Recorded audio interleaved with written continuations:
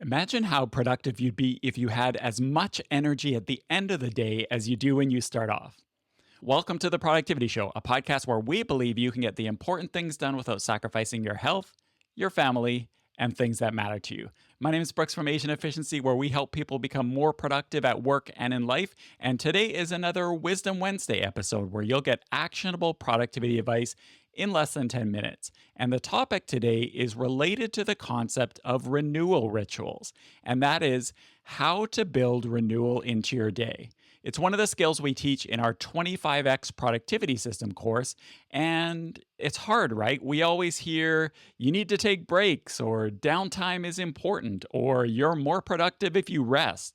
But how do you do that when you're so busy, when you barely have time to respond to emails or get your kids out the door to school on time? I used to feel that way too. I go through the day because I just didn't have time, and it might be counterintuitive, but I felt it even more when I started working from home. I started working from home permanently about 13 years ago, and because I didn't have any of the usual cues to take a break that we have when we work in an office, it was just so easy to grind, grind, grind. I'd find that I was sitting there tired, hungry, with an empty water bottle, and then I'd look at the clock and I'd think, how the heck is it 5 o'clock already? The thing that I found, and I think most of us know this deep down, is having some sort of renewal during the day is crucial for your mental and your physical health. And it can actually make you more productive through the course of the day and through the course of a week. The thing, though, is we think of renewal rituals as these disruptive breaks that destroy our flow. But if you can build renewal into your day, it really doesn't have to be that way. So, we should probably start by addressing the question that you might be asking yourself, which is, what is a renewal ritual? Is that like a fancy productivity podcast way to say take a break? To be honest, sort of. But the key is not to just take a break, but make it a routine or a ritual. Make it so that you just automatically take breaks or otherwise recharge in some ways, just as something you do pretty much automatically. It's kind of like shoulder checking when you drive or when you ride a bike. You hopefully aren't going to shoulder check just when you feel like you should, right? It's something that you just automatically do every time you change lanes. And we want renewal to be pretty much the same thing. All right, so how do we get there? Here are some ways to build renewal into your day. The first one is to take micro breaks. And when I say micro, I mean micro. I'm talking about when you are switching between tasks, when you're waiting for something to happen, when maybe you've just sat down at your desk from going to the washroom, or otherwise you just have a few moments. Just close your eyes for 10 seconds and take a deep breath, and it can really help get you centered. And if you do this throughout the day, it can actually be really recharging.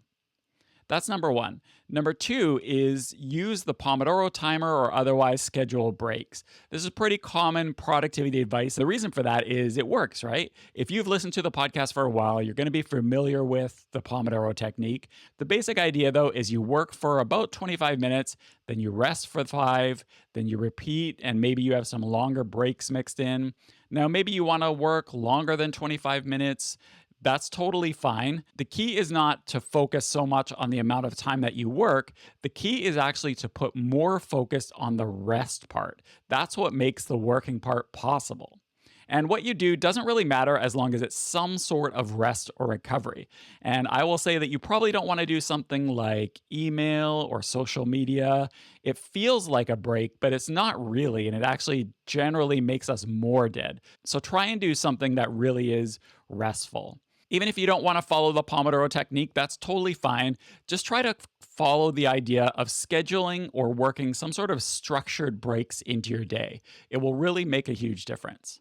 The third strategy is to disconnect for a little bit. Having your email open all day or your phone constantly lighting up can just grind you down whether you realize it or not. And I'm not going to say put your phone out of the room or shut down for an hour.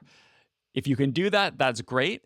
But maybe you can do it for 15 minutes here and there. Just maybe put your phone upside down or close down Outlook. And I'm not saying again to do it all day, but just do it for periods here and there so that you can have that little bit of disconnection from this constant bombarding of stuff that comes at us all the time. The fourth strategy is to shift your working location for a bit. So, can you get away from the noise of people around you and work somewhere quiet for a bit? Or on the flip side, maybe you find it more energizing to switch it up and work in a cafe or something like that around other people in that white noise. Again, I'm not saying that you need to do this all day, but even an hour or so can really energize you in a surprising way. The fifth strategy is to introduce friction that leads to movement. So, if you want to take breaks to bust out some push ups or some squats or some yoga poses or something throughout the day, go for it. But that's not really what I'm talking about. This might again be counterintuitive because productivity is all about removing friction, right? But this is one case where you may want to consider increasing friction. You may want to consider making it so that in order to do certain things, you need to get up and move. So maybe you're putting the printer or the scanner on the other side of the room so that you have to get up and walk to it. Or maybe you want to get off at one metro stop earlier on the way into the office so that you get a bit of a walk in before work. One thing I do is I intentionally use a smaller water bottle so that I have to go upstairs and refill it throughout the day. This forces me both to take breaks and also to walk up and down the stairs, and that I find really helpful and refreshing. These are just a few examples, but you can probably think of ways that you can design your environment to lead to more movement. And the final tip, and I really hate to say it, but nap if you can. And I always hesitate to suggest this one because for most of us who work in an office, it's just not possible. I totally get it. At an office I used to work at, we theoretically had a nap room, but of course, no one ever used it. And so I used to self identify as not a napper. I would always say, oh, I just can't nap, or if I do, I feel worse after. But a few years ago, I decided to give it a try. And I have to say, if you can find the sweet spot of a really short nap in early afternoon, for me, that's about 2 p.m., it just gives me so much more energy and I'm able to go longer. I'm only groggy for 5 minutes after. Again, that's me, and it may not be possible for many of you, but if it is possible, give it a try. Even if you are a nap skeptic like I used to be, just give it a try for a few days and see how it works out.